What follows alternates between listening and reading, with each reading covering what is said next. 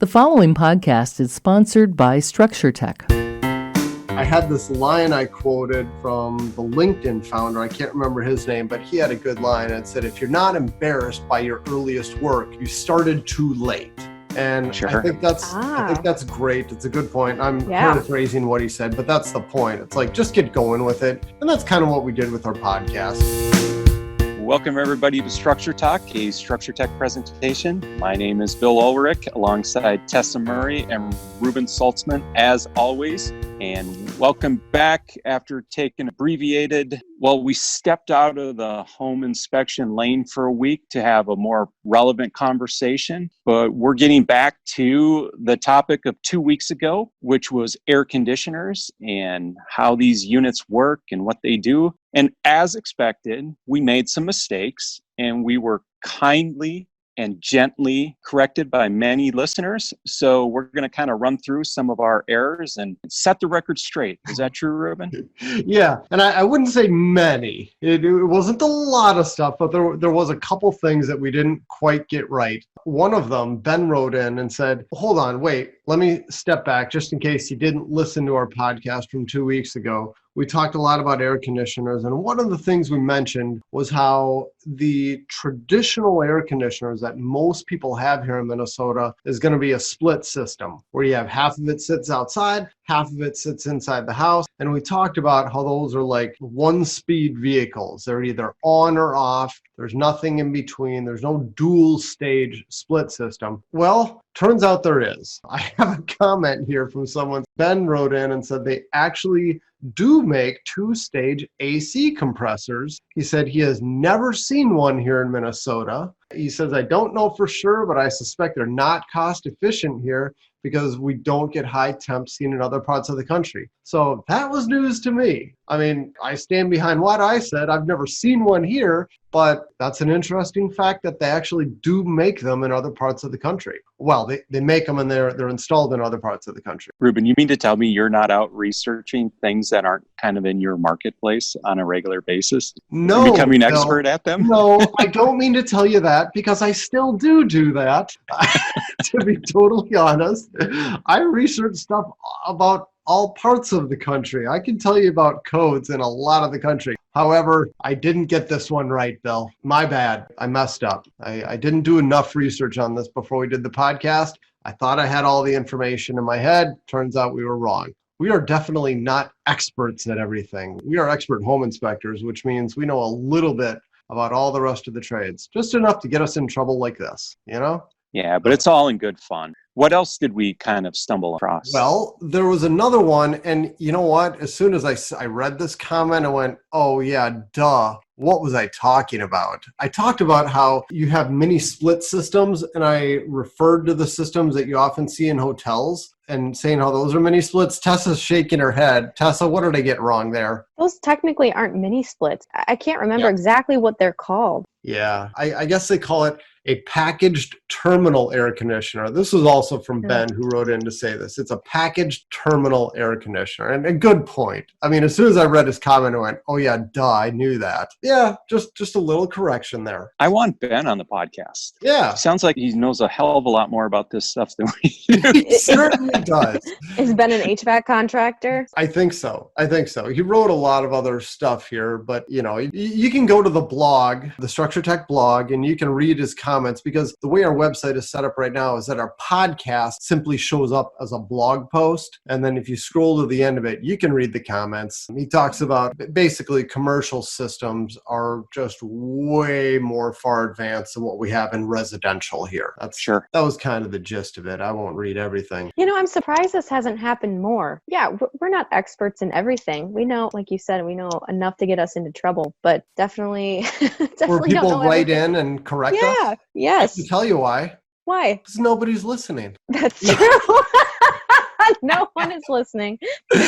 No, I make that joke. I was just reviewing a class that I did for home inspectors on social media and blogging and all this other stuff. And I had this line I quoted from the LinkedIn founder. I can't remember his name, but he had a good line. It said, if you're not embarrassed by your earliest work, you started too late. And I Sure. think that's great. It's a good point. I'm paraphrasing what he said, but that's the point. It's like, just get going with it. And that's kind of what we did with our podcast. And what I had said during this class, I was like, don't be embarrassed about the first stuff you write. If you just start going out and doing a home inspection blog, whatever, don't be embarrassed about people, what they think of what you're writing, because nobody's reading it anyway. So, that's comforting. I'll take that to our podcast. We get a few hundred listens. Maybe on a good episode we'll get quite a few hundred, but we're not in the thousands and tens of thousands yet. Once we get there, I'm sure we'll get more emails and more corrections. One thing that Ben did note is that we don't have like temperature extremes up here, but obviously we have extremes. We do get fairly hot. I don't know. I should get on my weatherman hat, do some research and find out how many 90 plus degree days we have in a year. What would you venture to guess that is? 15 maybe? Man, but last year, it felt like maybe 10 would be my estimate. But I don't know. See, I'm old enough now where the years all sort of blend together. Last year doesn't mean anything because it is likely, I think last year was 4 years ago. There's one more thing someone said. Well, actually, two people wrote in about how there's two-stage split systems. Richard Andrews also wrote in for the same thing. And he said, as far as R22, I just bought a skid, which is 144 30-pound bottles.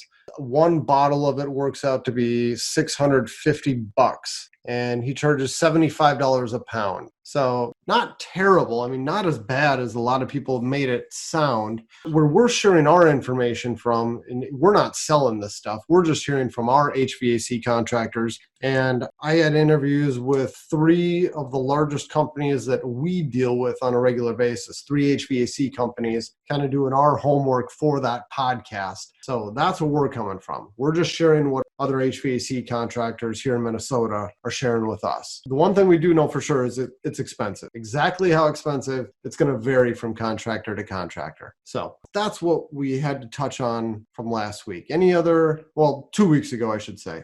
Any other thoughts, Bill, Tessa? I was looking up ASHRAE cooling degree days for Minneapolis. Wait.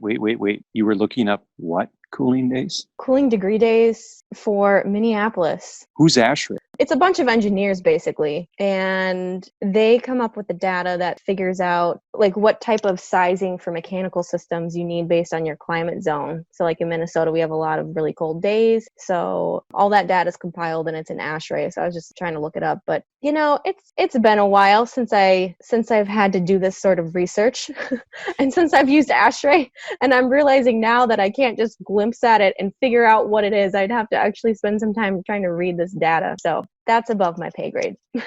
Yeah, but there's places where you can get this information and really drill into it if you're kind of sort of geeky in that way. So, Tess, can you spell out what the ASHRAE is again and where you're finding this information, just if anybody wants to sort of cross-reference? There's a book obviously out there that's published, but you could just Google ASHRAE. I was looking up cooling degree days for Minneapolis, but ASHRAE stands for American Society of Heating, Refrigeration, and Air Conditioning Engineers. There we go. Just rolled off the tip of your tongue. Yes, it does.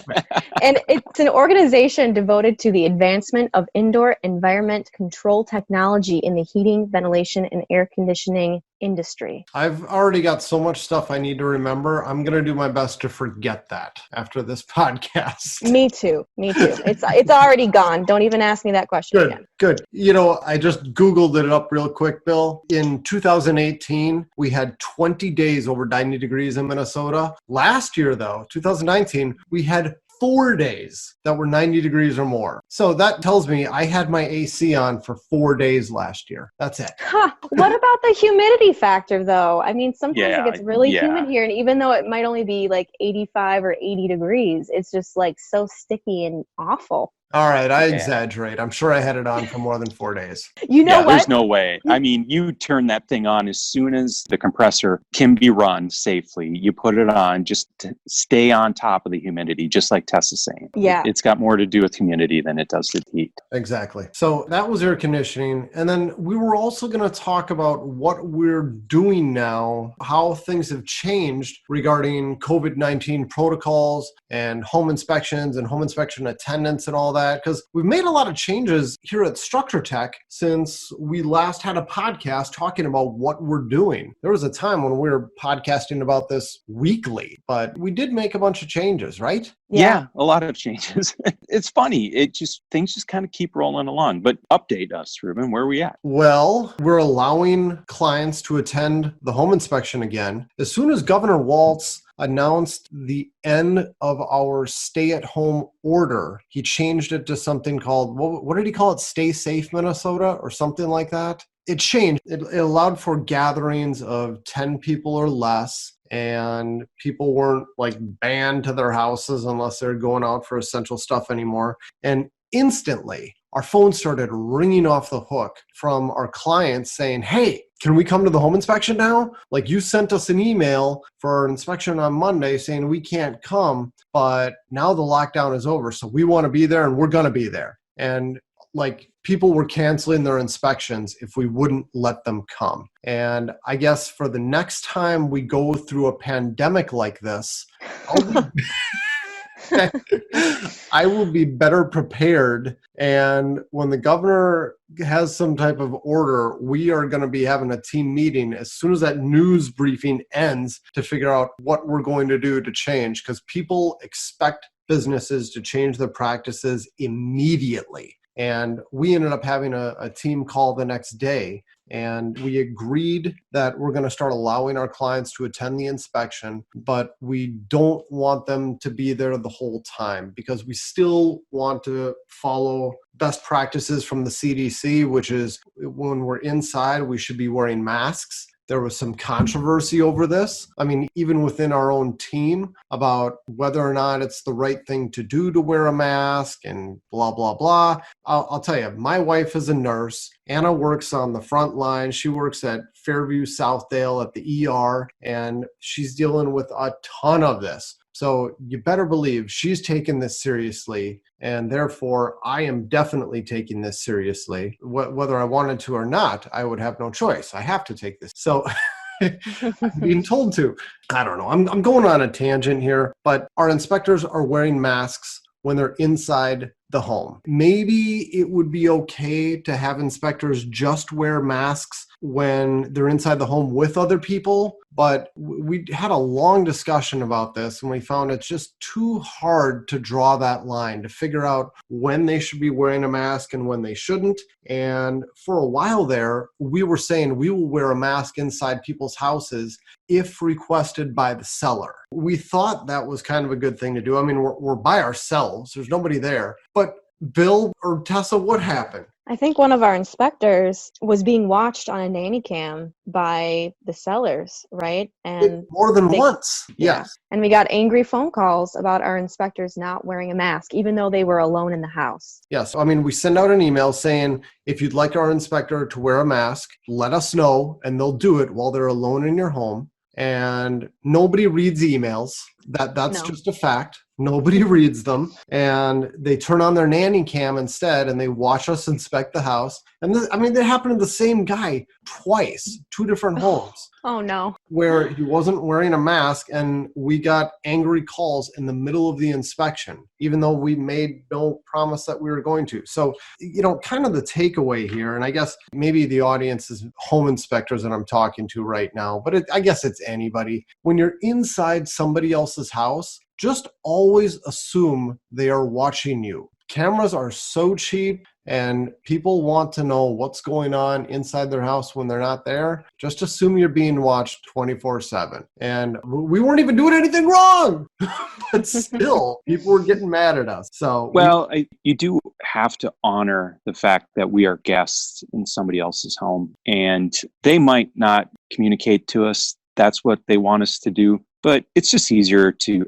err on the side of caution. Then we don't stir up any unnecessary controversy. So put the mask on, go do your job, find one that's comfortable. I guess that's our job, right? Is to figure out how can we continue to operate in our space and respect other people's space because it isn't ours. And when I'm talking about space, I'm saying our industry and the things that we do. Let's just find some comfortable masks so we can just gear up, go in, do our job, and nobody's upset in any way about what we've we've done. Yeah, Easy peasy. exactly. And that's what we have done. We've just mandated you got to wear a mask when you're inside the home. We've asked our clients to start showing up to the inspection 2 hours after the scheduled start time. This gives our inspector room to move around the house, go from room to room quickly without having to kind of bump into other people to get a lot of the inspection knocked out before the clients show up. So that has been extremely helpful. And, it's one of those things that might stick around. That might be our permanent protocol. You hear more and more about how businesses are not going to be returning to the way things have always been done after all this COVID stuff calms down. And I think it's very true. I think there's going to be some permanent changes here at Structure Tech after all this is settled down. No doubt about it. We're going to change in the way we teach classes online. That's for sure. Yeah, that's been a big change. Yeah. I think it's fun, just kind of continuous improvement and constant evaluation. Why do we do what we do? Just because we've always done it that way? Is that the right answer? Probably Oh not. my gosh. Well, you guys know if I hear somebody say that at a company meeting, they're kicked out of the meeting. Like, you got to go. You cannot say that's the way we've always done things as a justification for doing them in the future. No, we don't believe in that. Yeah, we've really had to embrace one of our core values in the last few months, which is change. Change. Yes, exactly. And you know what, Bill, just something I thought of. You mentioned wearing a comfortable mask, figuring out what works for everybody. And I'll just share the mask that we're all using now, at least just about everybody at Structure Tech. I ordered a ton of these like 6 weeks ago. They just finally arrived. Seems to be a good mask. Everybody seems to like wearing, well, they don't like wearing them. They tolerate wearing them for several hours. They're comfortable, and it's not like it's rubbing on your lips when you have to talk. And that's been a challenge, just having to talk through a mask. And I guess communication is much more difficult. Tessa, we were hearing about that this morning, right? Yeah, it's hard to have a conversation through a mask, especially when a homeowner is standing more than 6 feet away and they maybe are not projecting very loudly. It's hard to hear. You know what? Even though I'm not inspecting right now, I went to Trader Joe's yesterday, and at the checkout line, they make you stand, 6 feet back from the register from where they're scanning your food and stuff. And the guy was trying to talk to me. They're very friendly there at Trader Joe's, and I love that. But he was trying to have a conversation with me through his mask, and I could not hear him. I just gave up. Yes. Not only that, but I mean, Jim was talking about the fact that you get people talking through these masks and you forget how much you rely on seeing people's lips move to understand what they're saying. And then when it's only the sound, it's a lot more difficult, and it's harder to read people too. Yeah. I mean, we do Zoom meetings so we can see each other, but when you're over the phone, it's like a lot of that emotion is lost. And especially when you're talking to people, we teach our CE classes. We'll teach to 100, 200 people online, and we're getting zero feedback. We just kind of keep powering through, and we don't know if the message is coming across or not. When you're in person, you can see people's brows furrow or their eyebrows go up, like, wait a minute, what are you talking about? And then we can kind of pause and go back. It's just more difficult to do all that when somebody's wearing a mask. Yeah. So 100%. Well, it's interesting, though, the lens that you're looking through. So I spent about 10 years in the orthopedic industry, and I spent a lot of time in operating rooms.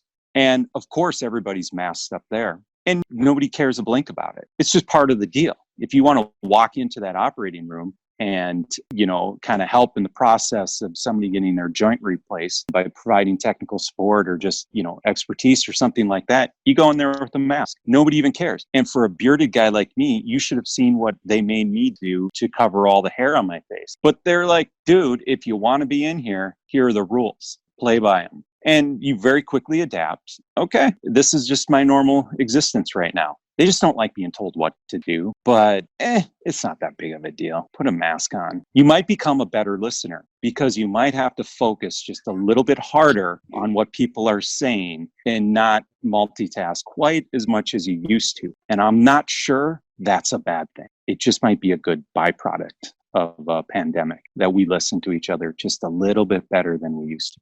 Well, and I think too, our new process of how we've adjusted to, we used to have clients present for the entire inspection, and now we're having them show up 2 hours in.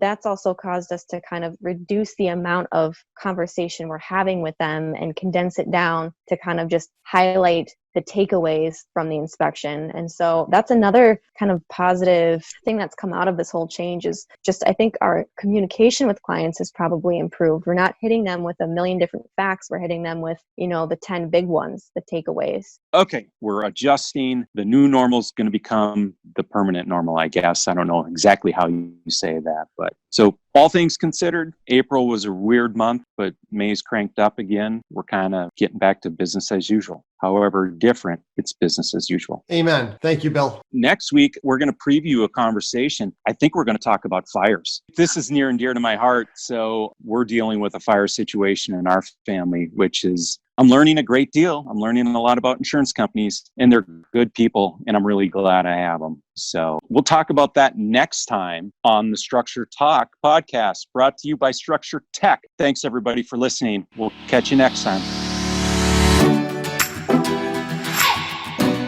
For more information on how we can provide you with the right information about your home before you buy or sell, contact us at structuretech.com.